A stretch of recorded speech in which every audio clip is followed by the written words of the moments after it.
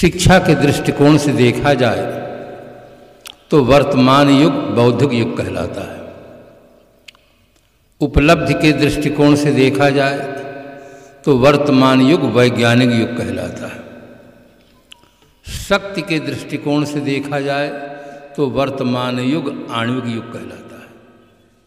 इस वैज्ञानिक, बौद्धिक और आणविक युग में प्रबुद्ध मानव एक प्रश्न उठा रहा है कि कृषि, व्यापार और सर्विस से हमारी आर्थिक स्थिति ठीक होती है, पौष्टिक आहार, व्यायाम, संयम और निद्रा से हमारी शारीरिक स्थिति ठीक होती है, तो सत्संग और स्वाध्याय से हमारी कौन सी स्थिति ठीक होती है, ये प्रश्न उठा रहा है।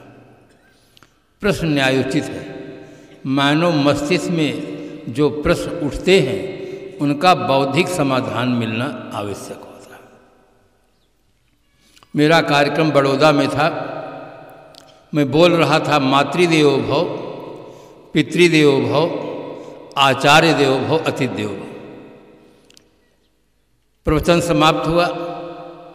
एक बैंक के कर्मचारी आए थे, पहली बार सत्संग में आए थे, अपने विशेष मित्र के कहने पर आए थे। उन्होंने प्रश्न, सब चले गए, वो बैठे रहे। मैंने कहा आप भी जाइए। कहा मुझे कुछ पूछना है। मैंने कहा पूछो। उन्होंने कहा आपका उपदेश हमें बहुत अच्छा लगा कि संसार में माँ जीवित देवी है और पिता जीवित देवता है। सचमुच ये जन्मदाता और अन्नदाता है।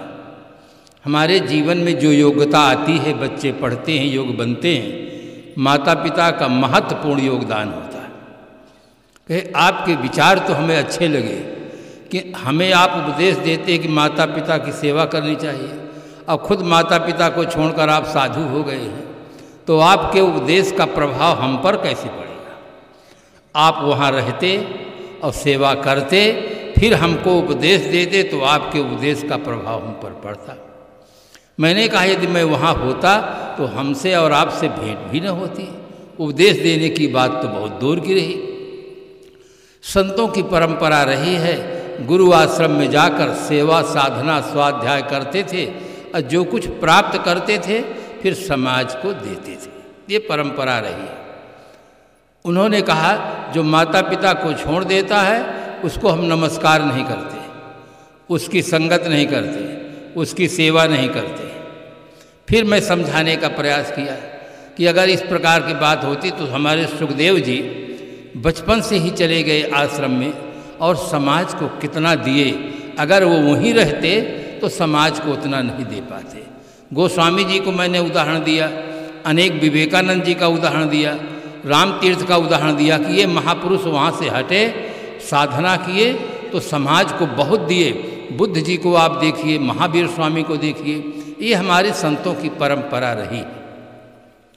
फिर उनकी सुई वहीं रुक जाती रही कि जो माता पिता को छोड़ देता है उसको हम नमस्कार नहीं करते, उसकी संगत नहीं करते, उसकी सेवा नहीं करते। मुझे ऐसा लगा कि अब प्रेम से नहीं समझेंगे, वीटो पावर का प्रयोग करना पड़ेगा। तो फिर मैंने प्रयोग किया। मैंने कहा आपकी पत्नी माता पिता को छोड़ दिया है, तब आपके साथ रहती है, उसी के लिए सेवा करते हैं, नौकरी करते हैं, उसके बच्चों के लिए सारी व्यवस्था करते हैं, हमारे लिए कानून बघारते हैं कि जो माता पिता को छोड़ देता है उसकी संगत, अब उसी के साथ आप रहते हैं जो माता पिता को छोड़ दिया है, और उसकी सेवा के लिए आप सर्विस करते हैं। उस दिन से जैसे बैंक से छूटते थे सीधे हमारे पास आते थे।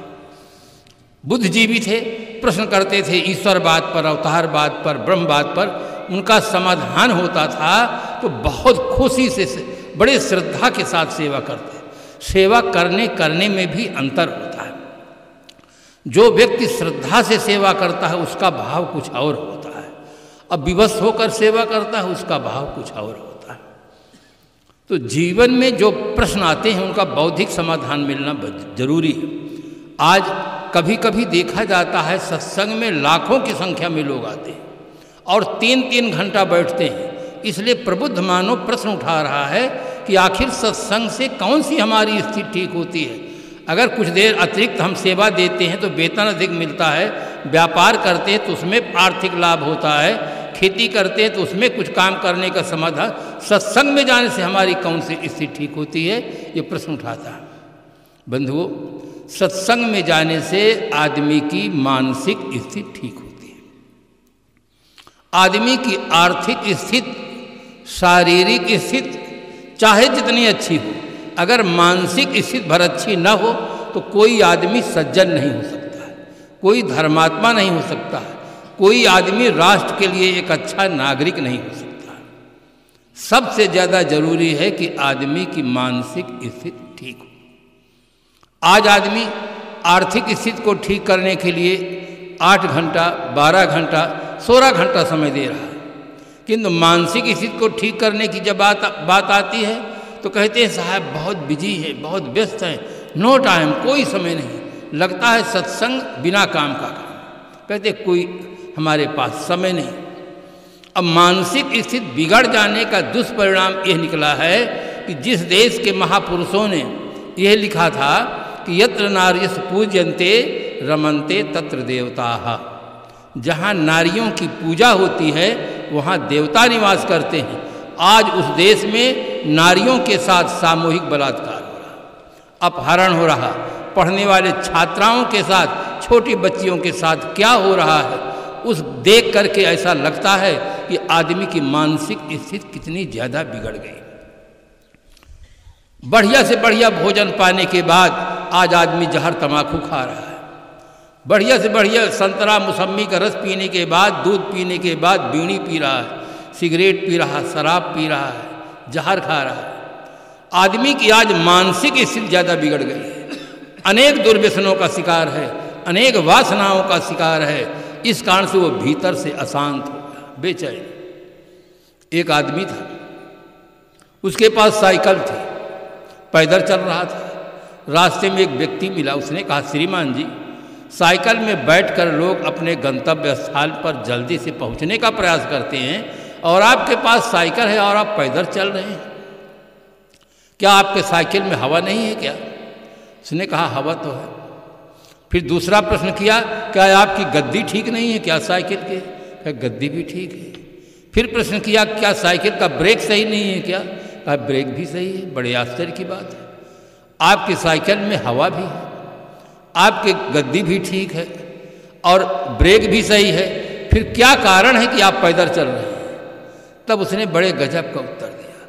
उसने कहा इसमें चैन नहीं, इसमें चैन नहीं।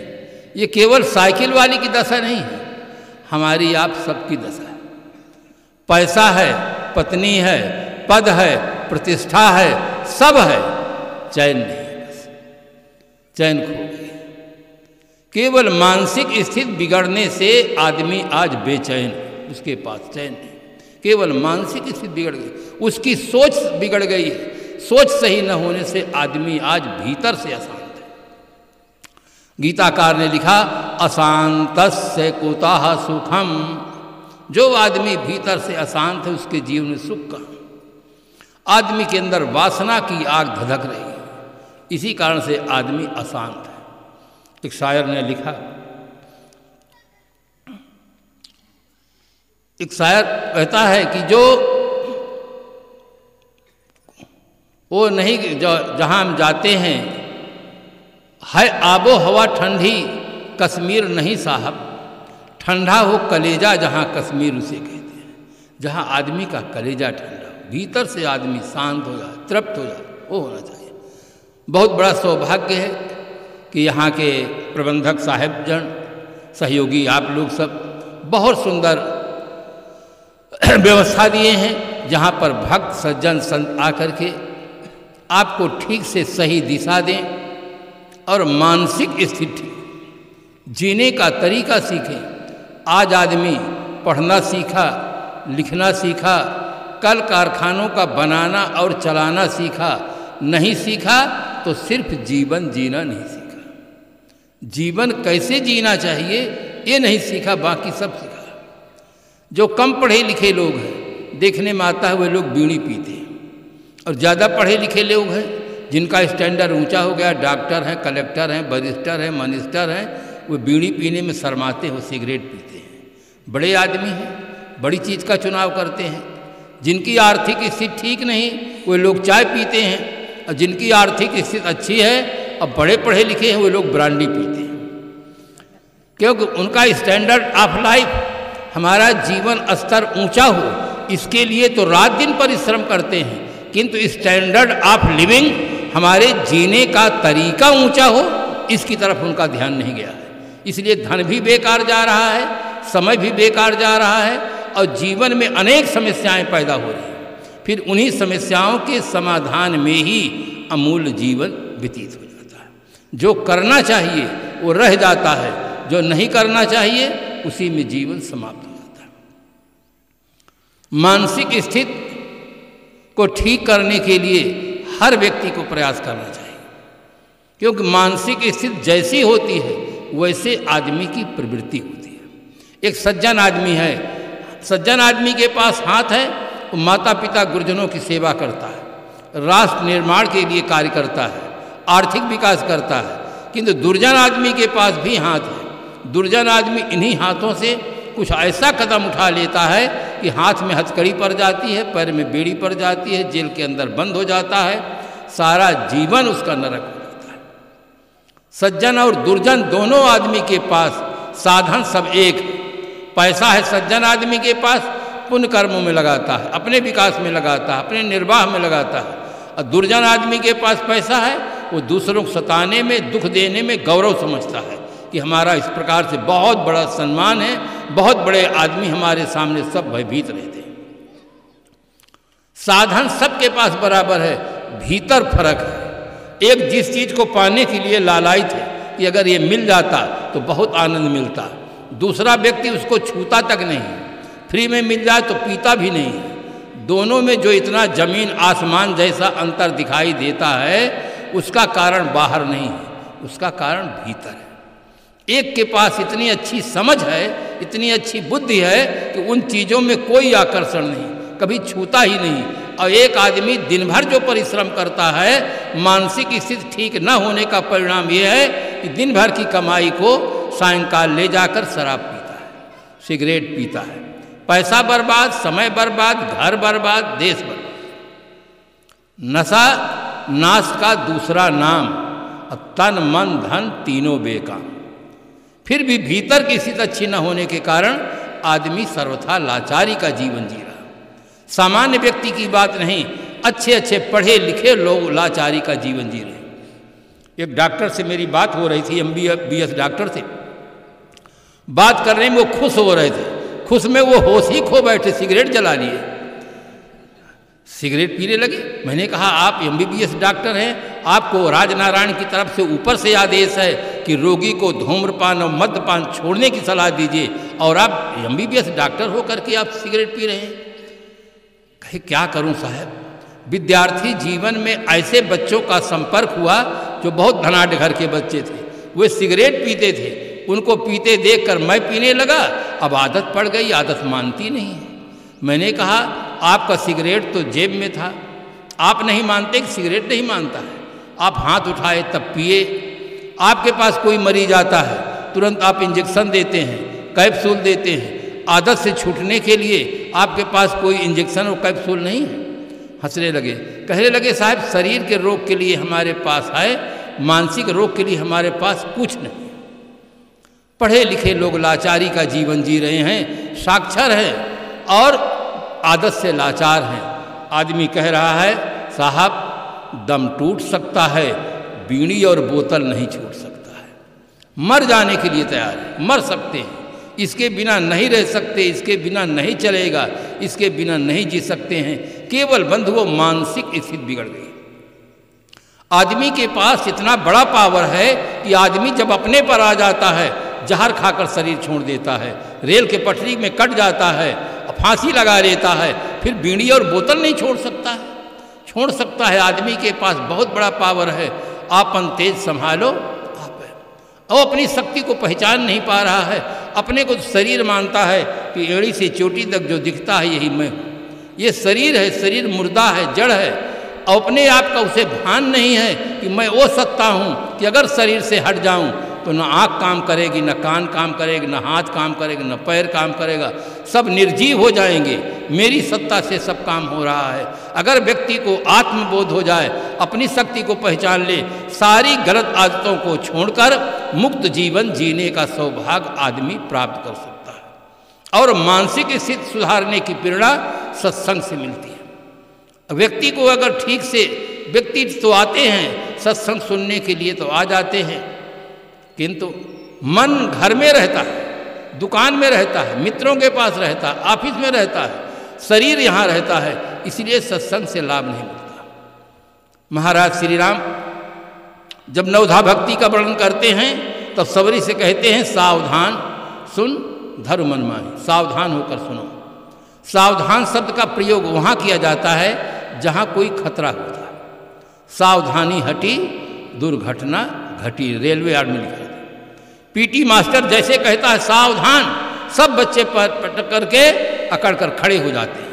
और मिलिट्री का कमांडर जैसे सावधान शब्द का प्रयोग करता है तो जितने लोग खाते पीते हों सब हाथ धोकर तुरंत अपना अपना अस्त्र शस्त्र लेकर तैयार हो जाते हैं। यहाँ क्या खतरा है? यहाँ भी खतरा है।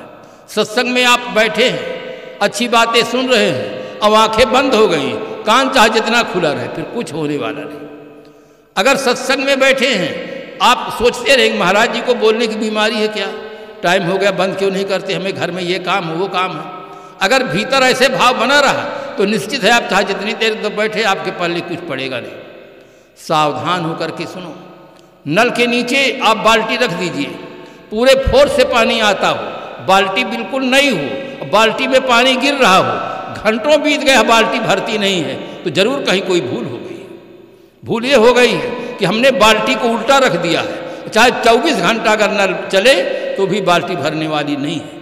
इसी प्रकार सत्संग में आते सुनते 10 साल बीत गया, 15 साल बीत गया, हम अपने मन को उल्टा करके बैठ जाते हैं कि महात्माओं का काम है कहना, हमारा काम है सुनना। अगर सुने के अनुसार हम चले तो हमारा घर द्वार छूट जाएगा, लड़के छूट जाएंगे, बच्चे छूट जाएंगे। अगर मन में ऐसा भाव रहा तो बंधुओं कोई उससे लाभ मिलने वाला नहीं है। बाल्टी को बिल्कुल सीधा रखो, एक बूंद भी पानी गिरे तो बाल्टी में गिरे। अपने मन को बिल्कुल सीधा रखो, जो कहा जा रहा है सुना जा रहा है वो अपने लिए, ऐसा भाव रखो। और जीवन में मानसिक स्थिति अगर आदमी की ठीक हो जाए तो नैतिक स्थिति अपने आप ठीक हो जाएगी।